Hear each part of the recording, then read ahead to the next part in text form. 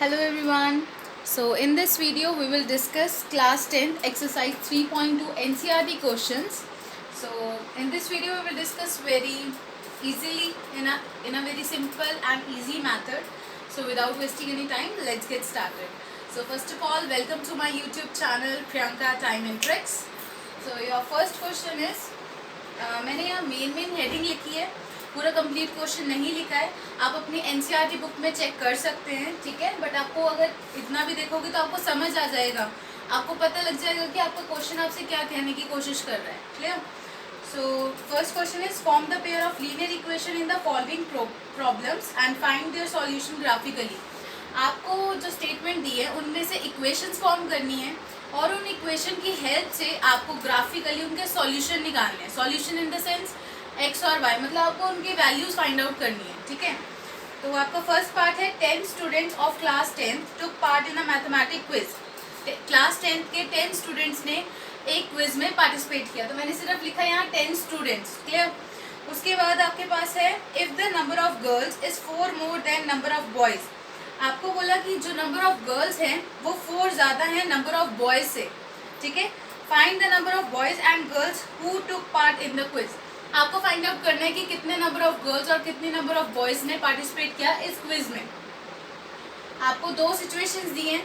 सबसे पहली आपको बोला कि 10 स्टूडेंट्स, चाहे वो गर्ल्स हो चाहे वो बॉयज हो, दोनों को कंबाइनली अगर देखें तो टोटल हमारे पास 10 स्टूडेंट्स ने इस क्विज में पार्टिसिपेट किया. दूसरा चीज़ आपको बोला गया जो नंबर ऑफ गर्ल्स हैं, मतलब नंबर ऑफ गर्ल्स वो 4 ज़्यादा है किससे, नंबर ऑफ बॉयज से. सपोज करो आपके पास नंबर ऑफ बॉयज जो है आपके पास वो 5 है सपोज, ठीक है. 5 बॉयज हैं तो गर्ल्स कितनी होंगी, 5 में आप 4 ऐड करोगे जितना नंबर आएगा 9, तो गर्ल्स आपके पास 9 होगी, ठीक है. तो अभी हमें एक्यूरेट वैल्यू नहीं पता कि कितने बॉयज कितने गर्ल्स, वही हमें फाइंड आउट करना है, ठीक है. तो सबसे पहले हम लेट करेंगे, जो चीज़ हमें निकालनी होती है वो हम लेट करते हैं सबसे पहले. तो let the number of boys be x को मैंने मतलब बॉयज को मैंने एक्स लेट कर लिया, तो नंबर ऑफ गर्ल्स कितना आ जाएगा वाई, ठीक है. एक को एक्स एक को वाई. तो आपके सबसे पहली इक्वेशन, आपको सबसे पहली चीज़ दी थी कि 10 स्टूडेंट्स ने पार्टिसिपेट किया, तो x प्लस वाई 10 हो जाएगा. ये आपकी फर्स्ट इक्वेशन आ गई. क्लियर. दूसरी इक्वेशन हमने कैसे बनानी है, देखो number of girls 4 more than number of boys. जो नंबर ऑफ गर्ल्स हैं वो 4 ज़्यादा हैं किससे, नंबर ऑफ बॉयज से. मैंने हमेशा बोला है अगर मल्टीप्लाई ट्वाइस मल्टीप्लीकेशन आए तो जहाँ कमी होती है, जहाँ लैक है वहाँ मल्टीप्लाई करते हैं. जो एज में छोटा होता है हम वहाँ मल्टीप्लाई करते हैं ताकि आपके पास 2 इक्वल चीज़ें आ जाएं. क्लियर. तो यहाँ पर कमी किसके पास है, लैकिंग कहाँ है, बॉयज़ में कि नंबर ऑफ गर्ल्स में. ऑटोमेटिकली आपको पता लग रहा होगा नंबर ऑफ बॉयज़ कम है, क्योंकि उसने बोला जो नंबर ऑफ गर्ल्स है वो 4 ज़्यादा है नंबर ऑफ बॉयज़ से, तो ऑटोमेटिकली नंबर ऑफ बॉयज़ कम हुए. तो नंबर ऑफ बॉयज़ में आपने 4 प्लस कर देना है is equals to number of girls. सबसे पहले तो आप इक्वेट कर देना x is equals to y. X और वाई को इक्वल पुट करो. अब देखो आप 4 कहाँ प्लस करोगे, जहाँ कमी है बॉयज़ कौन है x, तो x plus 4 is equals to y. अब y को मैंने उस side left hand side shift किया, यहाँ पॉजिटिव ये नेगेटिव आ गया. अब यहाँ 4 पॉजिटिव है, राइट हैंड साइड जाकर नेगेटिव, तो आपकी ये सेकेंड इक्वेशन बनी. क्लियर.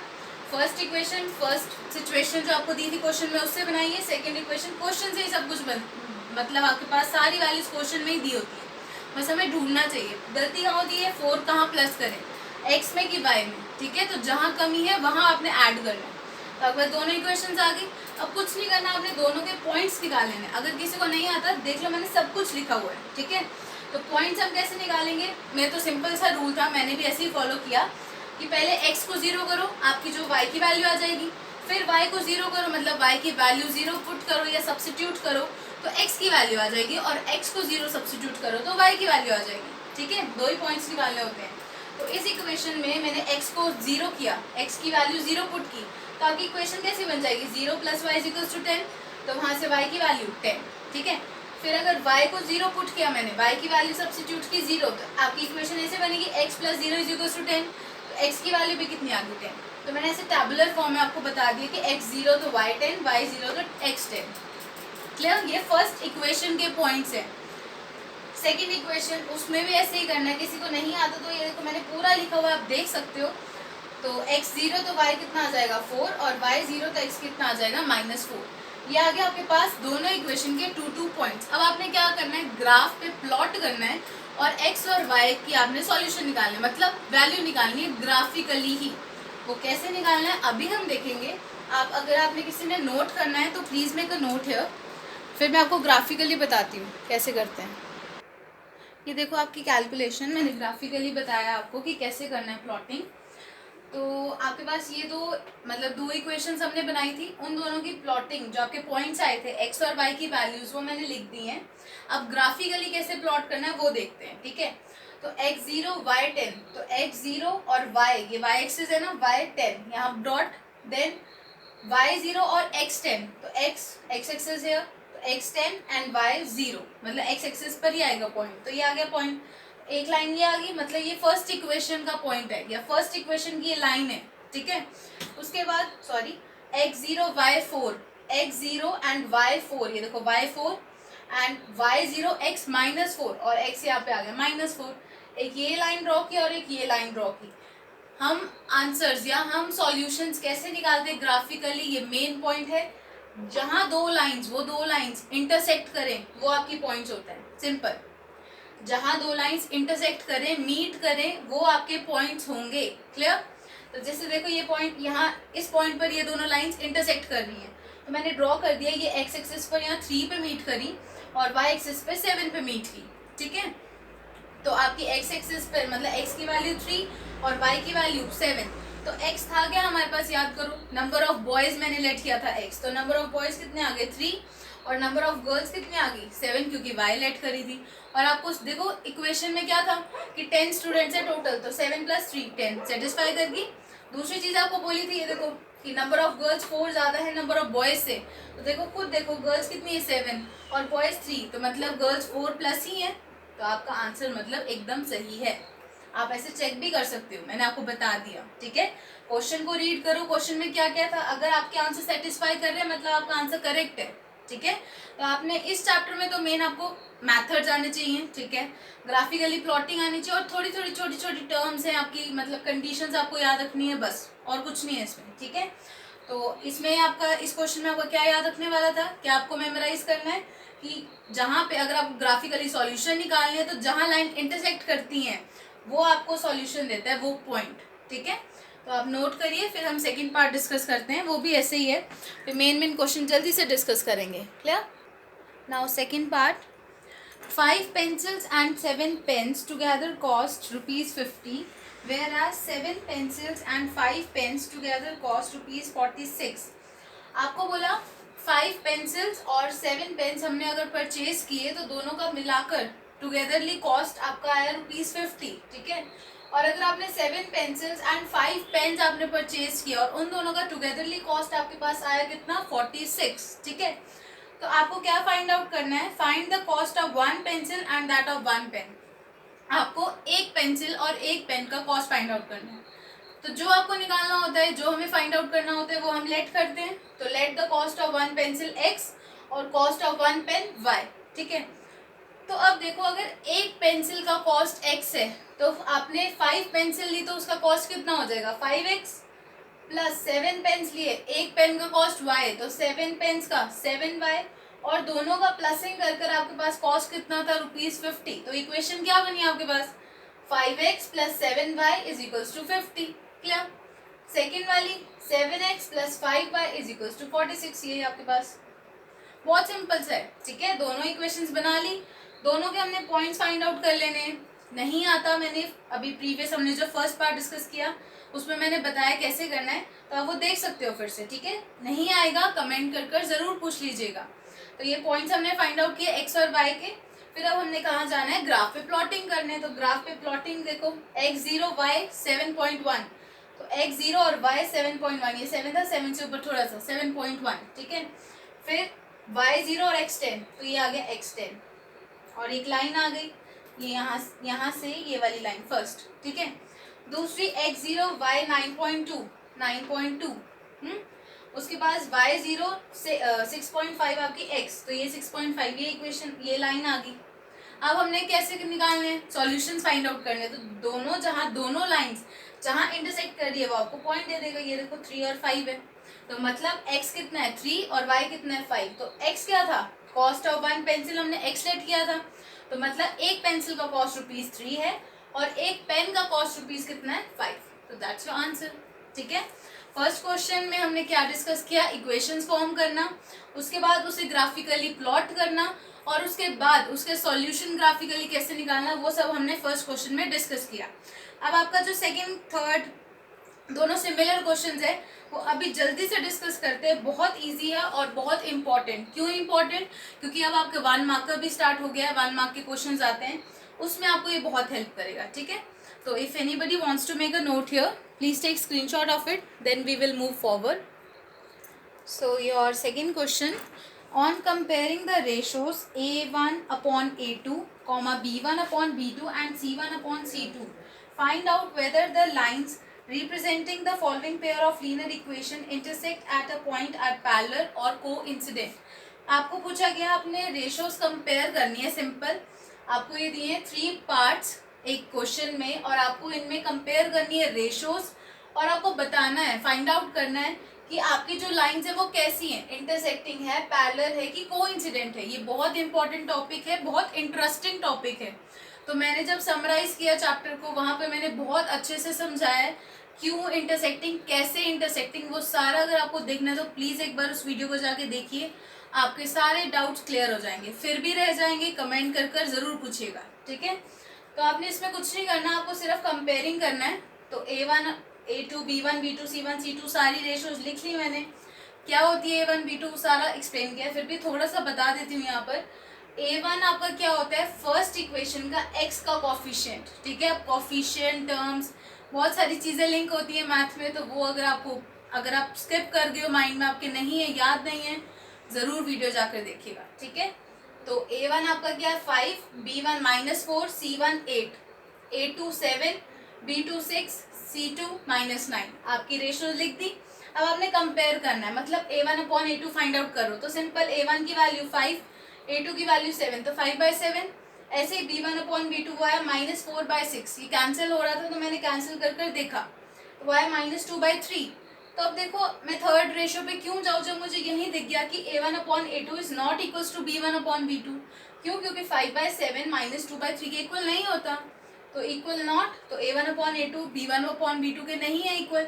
तो जब पहली दो रेशियोज इक्वल नहीं आती तो कौन सी लाइंस होती है, वो याद करो, इंटरसेक्टिंग लाइंस होती है। रीजन इनका मैंने बताया वीडियो में, जाकर जरूर देखिएगा। ठीक है, तो यहाँ पर फर्स्ट 2 रेशियोज आपकी इक्वल नहीं है, तो आपकी कैसी लाइंस हुआ, ये इंटरसेक्टिंग लाइन।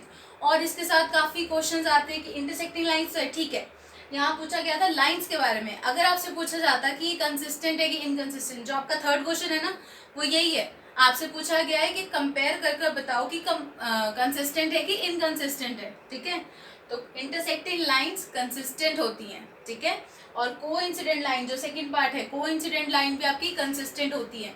सिर्फ पैरेलल लाइन ऐसी जो कंसिस्टेंट नहीं होती, वो इनकंसिस्टेंट होती है। ठीक है, और इसके साथ एक और क्वेश्चन आता है कि उसके सॉल्यूशंस, मतलब एक्स और वाई की वैल्यूज कैसी होती हैं। तो इंटरसेक्टिंग लाइंस के यूनिक सॉल्यूशंस होते हैं। याद करने में, मेमोराइज करने में प्रॉब्लम है कि कौन किसका सॉल्यूशन है, मैंने ट्रिक बताई है, वो वीडियो ट्रिक वाली जरूर देखिएगा। ठीक है, समराइजिंग वाले में ही है। तो ये आ गया आपका आंसर। कंपेयर किया मैंने, वैल्यूज फाइंड आउट कर ली, फर्स्ट 2 रेशियो नहीं थी इक्वल, तो इंटरसेक्टिंग लाइंस हुई। यहाँ सिर्फ लाइंस के बारे में पूछा था, तो आप लिखोगे कि दीज आर इंटरसेक्टिंग लाइंस। क्यों? क्योंकि A1 upon A2 is not equals to B1 upon B2। अगर आपसे कुछ और पूछा जाता कि सॉल्यूशंस कैसे होंगे या फिर कंसिस्टेंट है कि इनकंसिस्टेंट, तो मैंने तीनों आपको बता दिया है। आप क्वेश्चन जैसा मर्जी आए, क्योंकि बोर्ड क्लास है, कोई रिस्क नहीं ले सकते, कुछ भी आ सकता है, कैसे भी आ सकता है क्वेश्चन, तो आपको सब कुछ याद होना चाहिए। ठीक है, अब second part, 9x + 3y + 12 is equals to 0, 18x + 6y + 24 is equals to 0। तो A1 A2 B1 B2 C1 C2 सारी वैल्यूज मैंने लिख दी हैं। कंपैरिजन करो तो सबकी वैल्यू सेम आ रही है। देखो A1 अपॉन A2 9/18 1/2 होता है, 9 1 9 2 जा। B1 अपॉन B2 3/6 3 1 3 2 जा, और C1 अपॉन C2 12/24 1/2।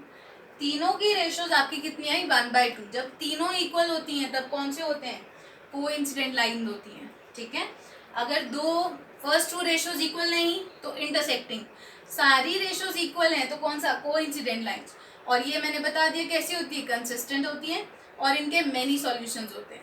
ठीक है, ऐसे ही आप थर्ड पार्ट कर लेंगे। कोई प्रॉब्लम आएगी पूछ लेना। जैसे देखो मैं बता देती हूँ A1 क्या है। ये 6 आपका आ गया A1, ये आ गया B1, ये आ गया C1। B1 की वैल्यू -3, C1 की वैल्यू 10, ये आ गया A2, ये आ गया B2, ये आ गया C2। C2 की वैल्यू 9, A2 की वैल्यू 2 और B2 की वैल्यू यहाँ कोई नंबर नहीं है मतलब 1, तो मतलब -1 B2 की वैल्यू होगी। रेशियोज कंपेयर करके देखना आपके पास इक्वल आता है तो ठीक है। जैसे देखो 2 मैं कर देती हूँ, ये आएगी A1/A2 की, तो ये आएगी 3, ठीक है। B1/B2 की क्या आएगी -3/-1, तो कितनी आएगी 3, क्योंकि माइनस माइनस कैंसिल। अब C1/C2 10/9। तो देखो फर्स्ट 2 तो इक्वल है बट लास्ट वाली इक्वल नहीं है, तो वो आपकी होती है पैरेलल लाइन, ठीक है। वो होती है आपकी parallel line. Parallel line inconsistent होती है और इसके सॉल्यूशन पूछा जाए तो कोई सॉल्यूशन नहीं होता इसके, ठीक है, नो सॉल्यूशंस। तो हमने सारे पार्ट डिस्कस कर लिया। अब देखो थर्ड क्वेश्चन एकदम सिमिलर है। आपको बोला ऑन कंपेयरिंग द रेशियोज, यही सारी A1/A2, B1/B2 and C1/C2, find out whether the following pair of linear equation are consistent और इनकंसिस्टेंट। आपसे पूछा गया कि कंसिस्टेंट है कि इनकंसिस्टेंट, तो सिंपली आपको याद होना चाहिए कंसिस्टेंट कब होती है, जब आपकी या तो इंटरसेक्टिंग हो या फिर कोइंसिडेंट लाइन हो, ठीक है। तो आपने सब कुछ ऐसा ही करना है। अगर आपके पास इंटरसेक्टिंग आती है तो कंसिस्टेंट, कोइंसिडेंट आती है तब भी कंसिस्टेंट, अगर पैरेलल आती है तो इनकंसिस्टेंट। बस ये करना है आपको, ठीक है। So if anybody wants to make a note here, please take screenshot of it, फिर हम आगे मूव करते हैं। क्लियर? हाँ जी। तो लास्ट क्वेश्चन इस वीडियो का, which of the following pair of linear equation are consistent and inconsistent, if consistent obtain the solution graphically. आपको बोला लीनियर इक्वेशंस आपको बतानी है कि कंसिस्टेंट है कि इनकंसिस्टेंट, ठीक है। आपको 4 पार्ट्स दिए हैं, तो आपको आइडेंटिफाई करना है कि कंसिस्टेंट है कि इनकंसिस्टेंट, और अगर कंसिस्टेंट आती है तो आपको उसको ग्राफिकली भी प्लॉट कर कर उसके सॉल्यूशंस फाइंड आउट करने हैं। क्लियर? तो वही है, पहले तो मेथड की कंसिस्टेंट और इनकंसिस्टेंट कैसे फाइंड आउट करते हैं, कंपेयर रेशो कर, हम रेशो कंपेयर करते हैं। अगर आपकी तीनों मतलब A1/A2, B1/B2, C1/C2, तीनों की तीनों रेशो इक्वल आती है तो वो कौन सा है, कोइंसिडेंट, और वो कैसी होती है, कंसिस्टेंट। तो मतलब अगर आपकी कोइंसिडेंट लाइंस आएंगी तो वो कंसिस्टेंट होंगी और आपको उसको ग्राफिकली शो भी करना होगा, है ना। और अगर फर्स्ट 2 रेशोज आपकी इक्वल नहीं आती तो कौन सी होती है, इंटरसेक्टिंग, और वो भी कैसी होती है, कंसिस्टेंट। तो मतलब उसके लिए भी आपको ग्राफिकली प्लॉट करना पड़ेगा। किसके लिए नहीं करना है, जो इनकंसिस्टेंट आएगी, मतलब जो पैरेलल लाइंस होंगी जिसके कोई सॉल्यूशंस नहीं होते, ठीक है। तो आपको फर्स्ट पार्ट मैंने लिया है x + y = 5, 2x + 2y = 10। तो सबसे पहले तो आप = 0 वाली फॉर्म में लेकर आओ, है ना। तो ये फर्स्ट इक्वेशन, ये सेकेंड इक्वेशन। उसके बाद A1, B2, C1, C2, सारी रेशोज आपने लिख लेनी है, मैं लिख दी है, हमने काफ़ी क्वेश्चंस कर लिए तो आई गेस क्लियर होगा। सारी रेशो लिख दी, कंपेयरिंग करके तीनों की वैल्यूज इक्वल आई, मतलब कोइंसिडेंट लाइन हुई, क्योंकि तीनों रेशोज आपके इक्वल हैं, ठीक है। तो कोइंसिडेंट लाइंस, और कोइंसिडेंट अभी बताया मैंने कैसी लाइंस होती हैं, कंसिस्टेंट। तो मतलब आपने इसको ग्राफिकली भी शो करना है ना। तो सबसे पहले ग्राफिकली शो के लिए हमारे पास क्या होना चाहिए, आपके पॉइंट्स आने चाहिए। तो फर्स्ट इक्वेशन के लिए मैंने ये पॉइंट्स निकाल लिए, ठीक है, x0 y5 y0 x5। Second equation के भी वही पॉइंट्स आए, तो बस ग्राफिकली मैंने शो किया, देखो x0 तो y5, y0 तो x5। तो ये फर्स्ट लाइन और उसी के ऊपर भी सेकेंड लाइन है क्योंकि सेम पॉइंट्स हैं। वैसे भी आपको बताऊं तो कोइंसिडेंट लाइंस कौन सी लाइंस होती हैं, जो एक दूसरे पे ओवरलैप करती हैं, है ना, एक के ऊपर एक। तो ये भी तो वैसे ही आएंगी, ग्राफिकली भी वही शो होगा। और इसके कैसे सॉल्यूशन होते हैं, कोइंसिडेंट की याद करो, हमने पढ़ा था कोइंसिडेंट के होते हैं मैनी सॉल्यूशंस, क्योंकि देखो एक के ऊपर एक, दोनों पे सारे पॉइंट्स एक के ऊपर एक हैं, तो कितने सॉल्यूशंस होंगे, बहुत सारे सॉल्यूशंस। तो कैसे इसके सॉल्यूशंस है, इनफाइनाइट मैनी सॉल्यूशंस। तो बस आपको ये कंपेयरिंग करके फाइंड आउट करना है लाइंस कैसी हैं। लाइन से पता चल जाता है कंसिस्टेंट है कि इनकंसिस्टेंट, फिर उसको ग्राफिकली प्लॉटिंग करनी है पॉइंट्स फाइंड आउट करके, ठीक है। तो इस वीडियो में इतना ही। अगर इसके कोई और रिमेनिंग पार्ट्स में कोई प्रॉब्लम आएगी, सेम ऐसे ही कोई प्रॉब्लम आएगी नहीं, बट फिर भी आए तो कमेंट कर ज़रूर पूछिएगा, ठीक है। और अगर आपको मेरा वे ऑफ टीचिंग अच्छा लग रहा हो तो प्लीज़ एक थम्स अप ज़रूर दीजिएगा कमेंट सेक्शन में। सो इस वीडियो में इतना ही, नेक्स्ट वीडियो में जल्दी मिलेंगे, इसको कंप्लीट करेंगे, फिर आगे चैप्टर भी हमने कंप्लीट करना है। तो तब तक के लिए टेक केयर, बाय बाय।